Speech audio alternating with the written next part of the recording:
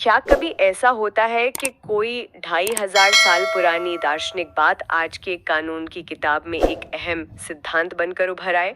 और और क्या एक छोटे से शहर का कोई स्थानीय कार्यक्रम पूरे देश की सबसे बड़ी बहसों में से एक का आईना बन सकता है? और ये सवाल भी कि क्या संविधान सिर्फ वकीलों के लिए बनाए एक जटिल दस्तावेज है, या फिर ये आम लोगों के लिए रोजमर्रा की जिंदगी में बदलाव लाने वाला एक हथियार भी हो सकता है। आज हमारे पास उल्हासन नगर में हुए एक कार्यक्रम की एक रिपोर्ट है। मौका था भारतीय संविधान के 76वें स्थापना दिवस और the Buddhist society of India की जो स्थानीय शाखा है उसके 36वें स्थापना दिवस का।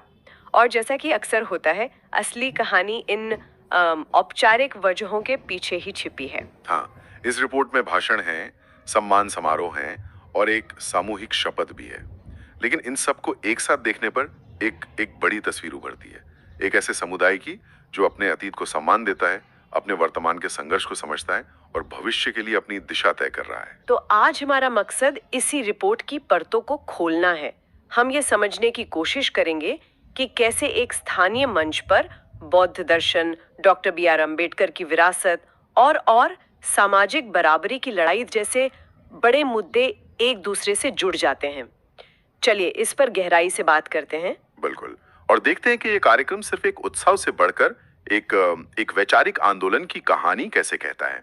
चलिए शुरुआत करते हैं कार्यक्रम की मुख्य वक्ता प्रोफेसर अंजलिताई अंबेडकर के भाषण से। उन्होंने एक बहुत ही जोरदार बात कही कि चातुर्वर्ण्य व्यवस्था के खिलाफ संघर्ष हमेशा जारी रहेगा। ये सिर्फ एक राजनीतिक बयान नहीं लगता, इसमें एक गहरी वैचारिक दृढ़ता है, एक तरह की ललकार है। ये इस पूरे कार्यक्रम का केंद्र बिंदु है। चातुर्वर्ण मतलब समाज को जन्म के आधार पर 4 वर्णों में बांटने की व्यवस्था। ये एक ऐसी विचारधारा है जिसके खिलाफ डॉक्टर अंबेडकर ने अपनी पूरी जिंदगी लगा दी। तो प्रोफेसर अंबेडकर उसी लड़ाई को आज के संदर्भ में आगे बढ़ाने की बात कर रही हैं।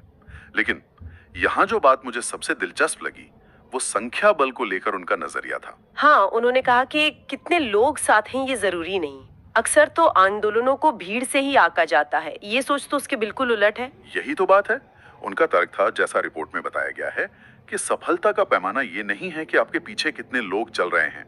असली ताकत इस बात में है कि जो लोग साथ हैं वो विचारों से कितने मजबूत हैं, वे संविधान के उसूलों से कितने गहरे जुड़े हुए हैं। अच्छा, ये भीड़ की राजनीति के बजाय वैचारिक प्रतिबद्धता की राजनीति पर जोर देता है। ये कहता है कि एक विचार से लैस 10 लोग बिना विचार की 1000 लोगों की भीड़ पर भारी पड़ सकते हैं। और उन्होंने इस लड़ाई को सिर्फ एक सामाजिक या राजनीतिक संघर्ष तक ही सीमित नहीं रखा, बल्कि इसे तथागत बुद्ध की शिक्षाओं से भी जोड़ा। ये वाकई एक अनोखा नजरिया है, क्योंकि आमतौर पे लोग संविधान को एक सेक्युलर मतलब एक कानूनी दस्तावेज के तौर पे ही देखते हैं। और यहीं पर ये चर्चा और गहरी हो जाती है। उन्होंने बुद्ध के 3 मूल सिद्धांतों का जिक्र किया, प्रज्ञा, शील और करुणा। प्रज्ञा, शील और करुणा यानी समझदारी, अच्छा आचरण और दया। बिल्कुल। उनका तर्क ये था कि डॉक्टर आम्बेडकर ने किसी धर्म को नहीं बल्कि इसी मानवीय दर्शन के सार को, इसके कोर एसेंस को भारतीय संविधान में गूंथ दिया है। ये तो कमाल की बात है। मतलब हम संविधान को अक्सर एक राजनीतिक या कानूनी दस्तावेज की तरह देखते हैं, लेकिन इस नजरिए से तो ये एक आध्यात्मिक ब्लूप्रिंट जैसा लगता है, एक बेहतर इंसान और समाज बनाने का तरीका जिसकी जड़ें 2500 साल पुरानी है। बिल्कुल, आध्यात्मिक ब्लूप्रिंट बहुत सही शब्द है। इस नजरिए से संविधान सिर्फ नियमों और कानूनों की एक सूखी किताब नहीं रह जाता है, वो एक नैतिक और मानवीय मार्गदर्शक बन जाता है। वो ये नहीं कहता कि चोरी मत करो क्योंकि ये गैर कानूनी है, बल्कि वो एक ऐसा समाज बनाने की बात करता है जहां कोई चोरी करने पर मजबूरी ना हो। ये कहता है कि हमारा संविधान सिर्फ ये नहीं बताता कि सरकार कैसे चलेगी, बल्कि ये भी बताता है कि एक नागरिक के तौर पर हमें एक दूसरे के साथ कैसा व्यवहार करना चाहिए, करुणा और समानता के साथ। तो बुद्ध के दर्शन ने संविधान को एक नैतिक आत्मा दी, लेकिन इस आत्मा को जमीन पर लागू करने के लिए कानूनी ताकत भी तो चाहिए। शायद यहीं पर एडवोकेट एस.के. भंडारे की बात अहम हो जाती है। उन्होंने मंच से संविधान को राष्ट्र ग्रंथ कहा। वाह, राष्ट्र ग्रंथ, ये शब्द अपने आप में बहुत शक्तिशाली है। ये तो सीधा सीधे कुछ धार्मिक ग्रंथों की सत्ता को चुनौती दे रहा है। ये बहुत हिम्मत वाला बयान है। ये एक बहुत सोचा समझा और कह सकते हैं क्रांतिकारी बयान है, जब वे संविधान को राष्ट्र ग्रंथ कहते हैं तो वे राष्ट्र के संदर्भ में उसकी सर्वोच्चता स्थापित कर रहे हैं। उनका मतलब ये नहीं है कि लोगों के निजी धार्मिक ग्रंथ महत्वपूर्ण नहीं है, लेकिन जब बात देश चलाने की आती है, नागरिकों के अधिकारों की, आपसी संबंधों की आती है, तो मार्गदर्शन के लिए केवल एक ही ग्रंथ है और वो है भारत का संविधान। और वे सिर्फ ये दावा हवा में नहीं करते, बल्कि इसे साबित करने के लिए संविधान के अनुच्छेदों का ही सहारा लेते हैं। हाँ, रिपोर्ट में अनुच्छेद 14, 15, 25 और 13 का जिक्र किया गया था। एक मिनट, यहाँ एक विरोधाभास जैसा लगता है। अगर अनुच्छेद 25 हर किसी को अपने धर्म को मानने और उसकी परंपराओं का पालन करने की आजादी देता है, तो फिर कोई भी अपने धर्म की पुरानी परंपराओं को, चाहे वो भेदभावपूर्ण ही क्यों न हो, मानने की बात कर सकता है। तो फिर भंडारे का तर्क कैसे काम करता है? संविधान खुद को कैसे संतुलित करता है? बहुत अच्छा सवाल है और इसी सवाल के जवाब में संविधान की खूबी छिपी है।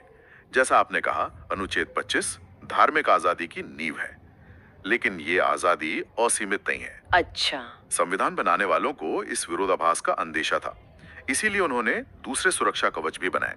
अनुच्छेद 14 कानून के सामने समानता की बात करता है और अनुच्छेद 15 कहता है कि राज्य किसी भी नागरिक के साथ धर्म, जाति, लिंग या जन्म स्थान के आधार पर भेदभाव नहीं करेगा। तो एक तरफ धर्म की स्वतंत्रता है और दूसरी तरफ समानता का अधिकार, जो उस स्वतंत्रता को संतुलित करता है।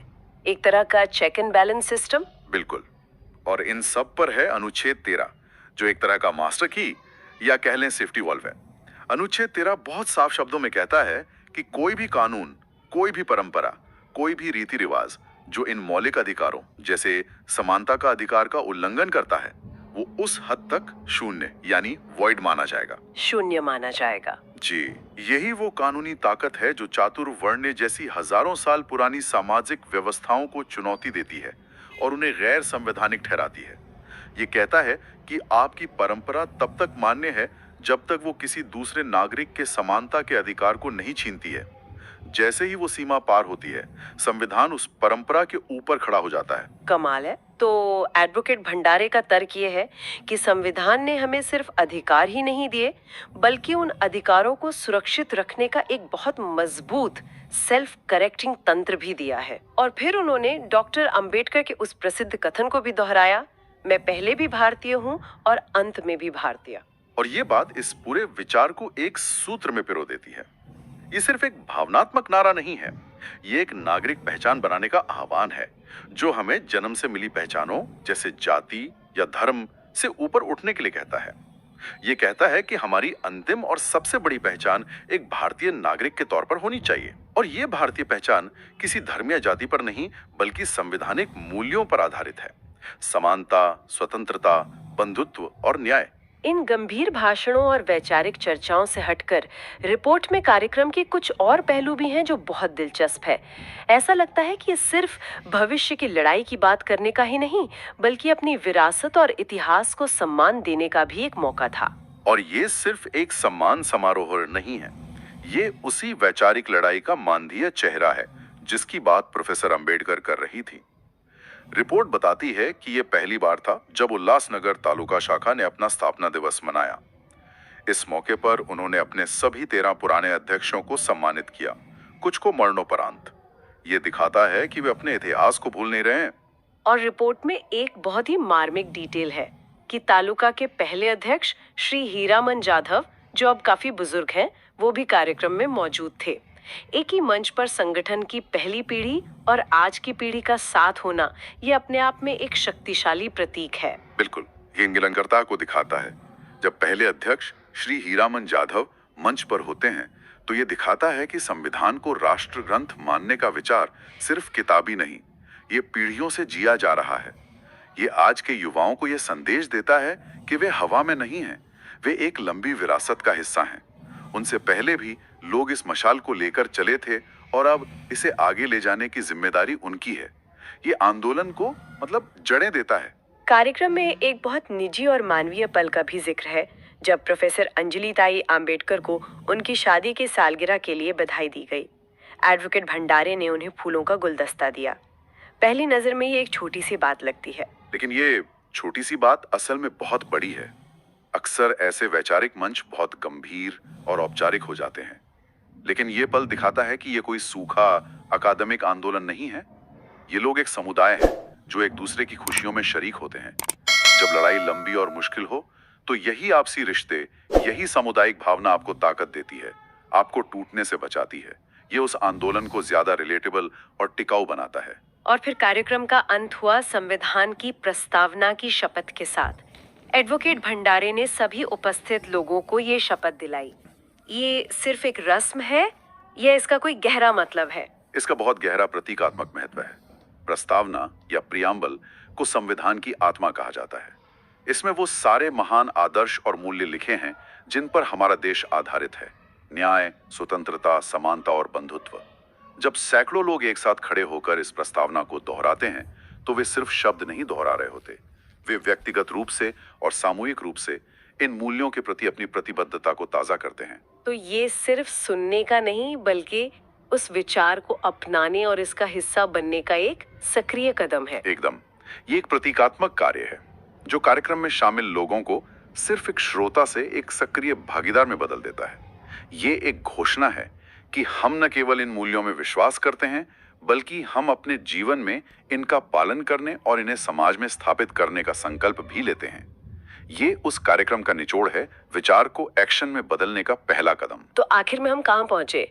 उल्हासी नगर का एक स्थानीय कार्यक्रम एक बड़ी राष्ट्रीय बहस का छोटा रूप, मतलब एक माइक्रोकॉज्म बन जाता है। बिल्कुल सही कहा। ये दिखाता है कि संविधान सिर्फ अलमारियों में रखी एक कानूनी किताब नहीं है। इन समुदायों के लिए ये एक जीवित ग्रंथ है। ये प्रेरणा का स्रोत है, सामाजिक बदलाव का एक जरिया है और एक ऐसे समाज की नींव है जहां जन्म के आधार पर किसी के साथ भेदभाव ना हो। ये कार्यक्रम इसी जीवित संविधान का, इसी जीवित विचार का उत्सव था। हमने चातुर्वर्ण्य जैसी एक पुरानी सामाजिक व्यवस्था के खिलाफ संघर्ष से शुरुआत की, फिर बुद्ध के दर्शन और संविधान के अनुच्छेदों के बीच का पुल देखा और अंत में संविधान के प्रति एक सामूहिक प्रतिज्ञा पर बात खत्म की। ये एक विचार की पूरी यात्रा है जो दर्शन से शुरू होकर कानून से गुजरती हुई लोगों के जीवन का संकल्प बन जाती है। तो अंत में श्रोताओं के लिए सोचने वाली बात ये है, वक्ताओं ने जोर दिया कि संविधान हर नागरिक के लिए एक मार्गदर्शक है, एक राष्ट्र ग्रंथ है। तो एक सवाल ये उठता है कि जब हमारे रोजमर्रा के जीवन में हमारी निजी मान्यताएं या पारंपरिक रीति रिवाज संविधान के समानता और न्याय के मूल्यों से टकराते हैं, तब हम कौन सा रास्ता चुनते हैं? उल्लासनगर के उस मंच से तो एक साफ जवाब देने की कोशिश की गई, लेकिन हम में से हर एक के लिए उस टकराव के पल में असली राष्ट्र ग्रंथ क्या होता है?